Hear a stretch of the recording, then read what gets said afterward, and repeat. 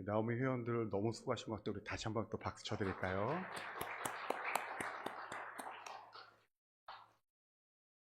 누군가 저에게 신앙생활이란 도대체 무엇입니까? 라고 질문한다면 저는 한마디로 요약하면은 하나님과 동행하는 것입니다. 이렇게 대답할 것입니다.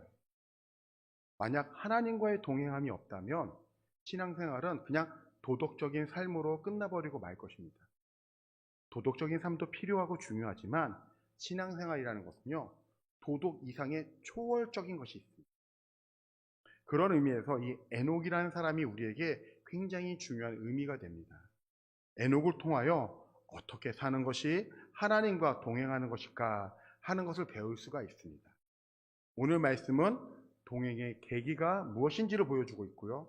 또 동행의 본질이 무엇인가를 가르쳐주고 있고 동행의 결과를 보여주고 있습니다. 이것이 무엇인지 오늘 말씀을 통해서 한번 천천히 살펴보도록 하겠습니다. 첫 번째로요, 에녹이 하나님과 동행하게 된 것은 결정적인 계기가 있습니다. 21절과 22절 말씀을 다시 한번 보시면 성경은 이렇게 말씀하는데요. 에녹은 65세에 무두셀라를 낳았고 무두셀라를 낳은 후 300년을 하나님과 동행하며 자녀들을 낳았으며. 에녹이 무두셀라를 낳기 전에는 하나님과 동행했다 이런 말씀이 없었거든요. 근데 무두셀라를 낳은 후에 하나님과 동행했다 이런 말씀이 나옵니다. 그렇다면 우리는 에녹의 삶에 있어서 그 아들 무두셀라의 출생이 어떤 결정적인 계기를 만들어줬다라는 것을 알 수가 있습니다. 여기서 이제 흥미로운 게 뭐냐면 이 무두셀라라는 사람이 그 이름에 가지고 있는 뜻이 재밌습니다. 그냥 직접적인 의미로만 이렇게 표현하면은요, 무두셀라라는 이름의 뜻은 창을 던지는 사람이라는 뜻이에요. 근데 이게 그냥 들으면 뭐 창 던지는 사람은 왜 이름을 이렇게 지었을까라고 할 수 있는데 여기엔 스토리가 있는데요. 당시에 싸움이 벌어지잖아요. 그럼 최전방에서 창을 아주 잘 던지는 사람이 수문장처럼 지키고 서 있는 거예요. 그래서 이 창 던지는 사람만 쓰러뜨리면 사실상 승리하는 것이다. 이런 생각을 가지고 있었던 거예요. 그래서 무드셀라라는 이름이 가지고 있는 그 의미를 해석을 하면은요, 그가 죽으면 마지막이 온다. 또는 그가 죽으면 심판이 온다. 이런 뜻이 있어요. 그래서 에녹이 자식의 이름을 무드셀라라고 지은 거는 그냥 그렇게 지은 게 아니라 하나님으로부터 심판의 말씀을 들었기 때문이다 라고 그렇게 생각을 합니다. 하나님으로부터 심판의 말씀을 받자마자 에녹의 삶이 변한 것입니다. 에녹은요, 하나님과 올바른 관계를 맺었고요, 하나님과 더불어 날마다 동행하는 삶을 시작하게 됩니다. 이게 그냥 뭐 제가 지나친 추측으로 얘기하는 것이 아니라 나름 성경적인 근거가 있는데요. 유다서 1장 14절로 15절을 보면은 이렇게 말씀합니다. 아담의 7대 손 에녹이 이 사람들에 대하여도 예언하여 이르되 보라 주께서 그 수만의 거룩한 자와 함께 임하셨나니 이는 무사람을 심판하사 모든 경건하지 않는 자가 경건하지 않게 행한 모든 경건하지 않은 일과 또 경건하지 않은 죄인들이 주를 거슬려 한 모든 악한 말로 말미암아 그들을 정죄하려 하심이라 하였느니라. 에녹은요, 하나님의 심판의 말씀에 대해서 믿었고요, 그 시대 사람들에게 하나님의 심판에 대한 말씀을 전했습니다. 여기서 예언하다라는 것을 우리는 그냥 앞에 일어날 일들을 얘기한다고 생각하는데 이 예언이 유대인들이 생각하는 예언이 좀 다릅니다. 유대인들은요, 역사를 보는 관점이 좀 다른데요. 어떻게 다르냐면은 이미 이루어진 역사와 앞으로 이루어질 역사를 두 개로 구분을 하는데요. 이미 이루어진 역사, 하나님의 말씀이 성취된 것을 역사라고 보고요. 앞으로 이루어지게 될 역사도 그것도 하나님의 일하심이라고 봐요. 그래서 앞의 일을 얘기한다라는 것은 그냥 우리가 무슨 점쟁이 이야기하듯이 그렇게 얘기하는 게 예언이 아니고요. 하나님의 일이 이루어지는 것을 예언이라고 해요. 그러니까 여기서 에녹이 예언했다라는 게 그냥 앞에 이런 일들이 일어날 거야가 아니라 하나님이 행하신 심판에 대해서 말씀을 전했다라는 거예요. 우리가 만약 오늘 밤이 내 인생의 마지막 순간이라면 어제 살았던 것처럼 그냥 그렇게 살 수 있을까요? 아마 오늘이라는 삶을 훨씬 더 다르게 느껴지실 것입니다. 오늘이 내 인생의 마지막 날이라면 다른 때와는 다르게 가장 의미 있는 순간순간이 될 것입니다. 에녹 역시 하나님의 심판의 말씀을 받아들이자마자 하나님과 바른 관계를 맺었고요. 하나님과 동행하는 삶을 살기 시작했습니다. 이것이 에녹 삶의 전환점이 된 것입니다. 하나님이 천지를 창조하신 창조주 되심을 믿으십니까? 그렇다면 하나님이 이 땅을 심판하실 심판주가 되심도 믿으시길 바랍니다. 이 세상은요, 인간이 타락한 이후에 하나님의 심판을 향하여 달려가고 있는 중입니다.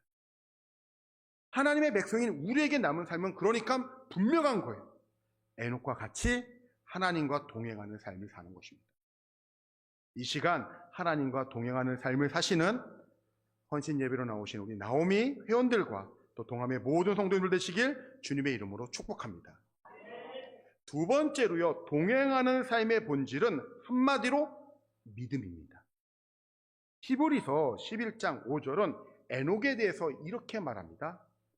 믿음으로 에녹은 죽음을 보지 않고 옮겨졌으니 하나님이 그를 옮기심으로 다시 보이지 아니하였느니라. 그는 옮겨지기 전에 하나님을 기쁘시게 하는 자라 하는 증거를 받았느니라. 에녹은 믿음으로 살았습니다. 믿지 않고는 동행할 수 없습니다. 한 남자와 한 여자가 만나 부부가 되어 일생을 함께 살아가는 것이 동행하는 것 아니겠습니까? 이따금 우리는 부부로 끝까지 동행하지 못하는 그런 아픔들을 보게 됩니다. 요즘은 더 자주 그런 아픔이 많아지고 있는데요. 위기 부부들이 자꾸 많아지고 있습니다. 왜 그럴까요? 다양한 이유가 있겠지만 가장 중요한 원인은 서로 불신하기 때문이에요. 서로 믿지 못하기 때문입니다. 남편이 아내를 믿지 못하고 아내가 남편을 믿지 못합니다. 서로 믿지 못하기 때문에 아픔이 생기는 것이고 그러다 결국에는 동행이 깨어지게 되는 것입니다. 그래서 믿음이 없이는 하나님을 기쁘시게 못한다, 이렇게 말씀하고 있는 것입니다. 하나님과의 동행도 마찬가지입니다. 하나님을 신뢰한다는 것이 얼마나 중요한 것입니까? 성경 전체를 한 문장으로 요약하면요, 하나님을 믿어라입니다. 하나님의 신실하심을 믿을 때 하나님과 우리 사이에 동행함이 이루어지는 것입니다. 그래서 동행의 본질은 믿음인 것입니다. 믿음으로 하나님을 신뢰하면서 오늘 하루도 살아가시길 바랍니다. 또 내일도 하나님을 신뢰하며 그렇게 믿음으로 살아가시길 바랍니다. 때로는 내 삶의 환경이 소울의 골짜기 같이 깊고 어두울지라도, 또 갑자기 닥쳐오는 시련으로 말미암아 아픈 고통이 내게 찾아왔다 할지라도 변함없이 내 인생의 주인 되시며 내 삶을 붙들어 섭리하시는 하나님을 믿는 것, 그것이 하나님과 동행하는 것입니다. 동행의 본질은요, 하나님을 온전히 믿는 삶입니다. 오늘 우리가 사는 세상은 정말 믿지 못할 것들로 꽉 차 있습니다. 믿지 못할 사람들로 꽉 가득하죠. 그 누구도 무엇도 믿지 못할 세상입니다. 그러나 이런 세상에서 믿을 수 있는 하나님입니다. 그 하나님을 우리가 만났다는 사실이 이게 우리에게 축복이 되는 거예요. 하나님만이 나의 믿음의 반석이 되십니다. 성도된 우리는요, 오늘도 그 하나님을 신뢰하고 경건하게 살아가야 하는 것입니다. 그래서 하나님과 우리 사이의 동행이 가능한 줄로 믿습니다. 우리 동함의 성도님들은 믿음으로 하나님과 동행하시길 바랍니다. 그리고 하나님과 동행함에 있어서 서로 의지하도록 이 동함교회를 믿음의 공동체로서 나에게 보내주심을 믿는다면 교회를 세우시길 바랍니다. 그리고 예배를 세우시길 바랍니다. 그리고 주변의 연약한 성도들을 세우시길 바랍니다. 이러한 우리의 모습을 통하여 하나님과 동행함을 더 풍성히 누리게 하실 것입니다. 이런 믿음의 모습이 헌신 예배로 나오신 우리 나오미 회원들과 동함의 모든 성도님들에게 충만하시길 주님의 이름으로 축복합니다. 마지막 세 번째로요, 동행의 결과를 생각해 보겠습니다. 동행의 결과는 두 가지입니다. 우선 히브리서 11장 5절 말씀을 보시면은요, 믿음으로 에녹은 하나님과 동행함으로 이 세상에 옮겨지기 전에 하나님을 기쁘시게 하는 자라는 그런 증거를 받습니다. 에녹이 하나님을 믿음으로 신뢰하고 하나님을 가까이 했을 때 하나님이 너무너무 기뻤던 거예요. 우리는 많은 경우 우리가 무슨 크고 엄청난 일을 해야지만 하나님이 기뻐하신다, 이렇게 생각하기 쉽거든요. 다른 사람은 흉내내지도 못할 엄청난 헌신을 하는 모습이 있어야지만 하나님이 기뻐하실 것으로 그렇게 생각해요. 물론 헌신하는 모습으로도 하나님을 기쁘시게 할 수 있습니다. 그러나 그것만이 하나님을 기쁘시게 하는 것은 아닙니다. 하나님으로 기뻐하고 즐거워하는 내 존재 자체만으로도 하나님을 기쁘시게 할 수 있습니다. 내가 무엇을 행하는 것뿐만이 아니라 나의 존재 자체만으로도 하나님은 기뻐하십니다. 이런 사랑의 관계가 바로 하나님과 에녹과의 관계였던 것입니다. 동행의 결과는요, 무엇보다도 하나님을 기쁘시게 하는 거예요. 여러분, 우리가 왜 성경을 묵상합니까? 우리는 성경을 통하여서 하나님의 음성을 듣습니다.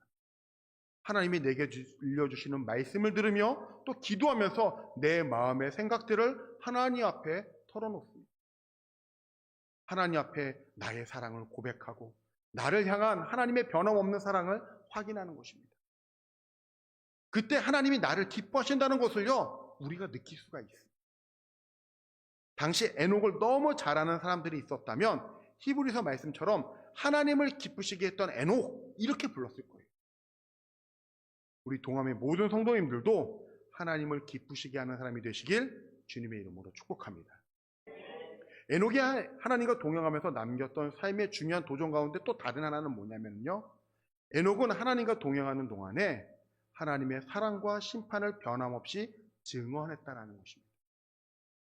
유다서 1장 14절에서 에녹이 자기 시대 사람들에게 예언했다라고 말씀했죠. 그 예언은 다른 말로 하면은 하나님의 말씀을 전했다라는 거예요. 에녹은 다가올 심판에 대해 하나님의 말씀을 주셨기 때문에 알고 있었어요. 그래서 아들의 이름을 무드셀라라고 그렇게 지은 거거든요. 에녹은 하나님의 심판에 대한 확실한 믿음이 있었기 때문에 그것을 전할 수밖에 없었던 것입니다. 이 에녹 못지않게 그 다음 유명한 사람이 무드셀라죠. 무드셀라도 유명한데 그 이유는 성경에서 제일 오래 살았기 때문입니다. 얼마나 오래 살았습니까? 오늘 말씀을 읽었을 때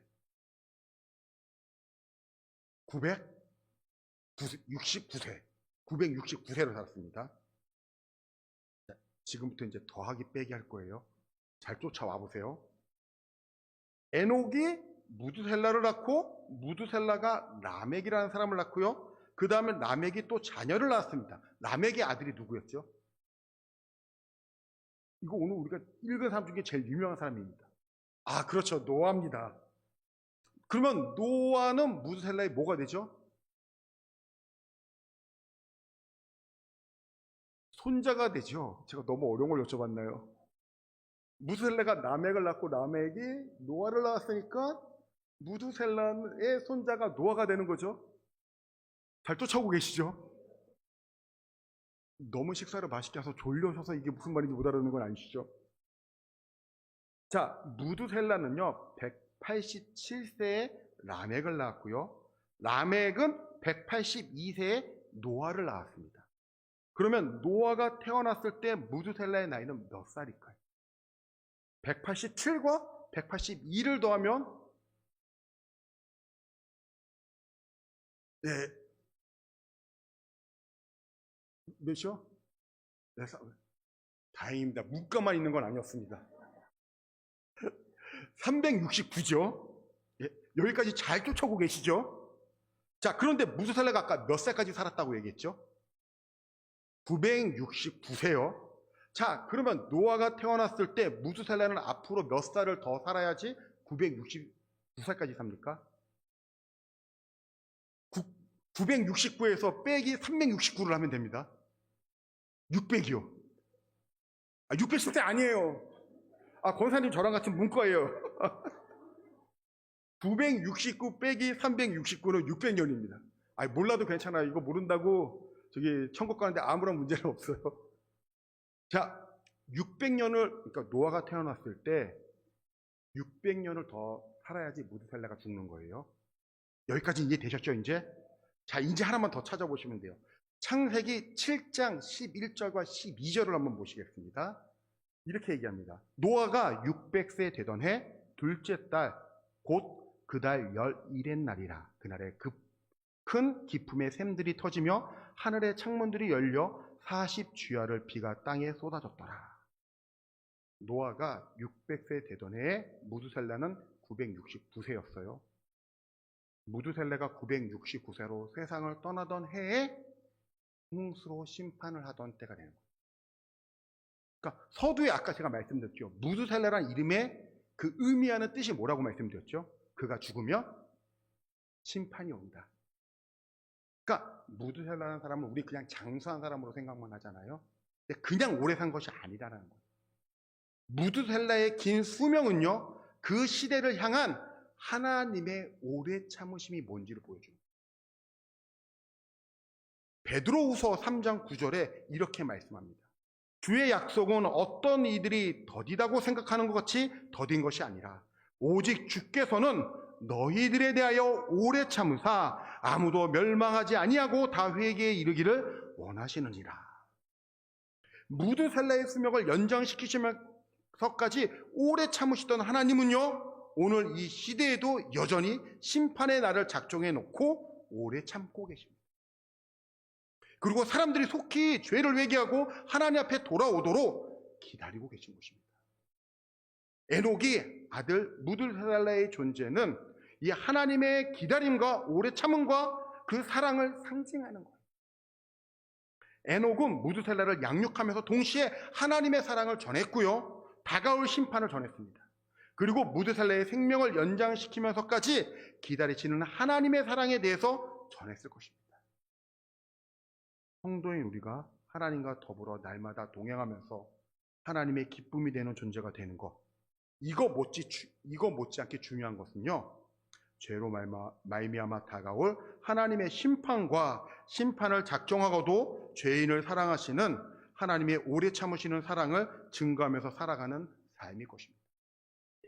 그러다가 어느 날 에녹을 세상에 잊지 않도록 데려가셨던 것처럼 우리도 세상 일을 놓아두고 하나님 앞에 가는 것입니다.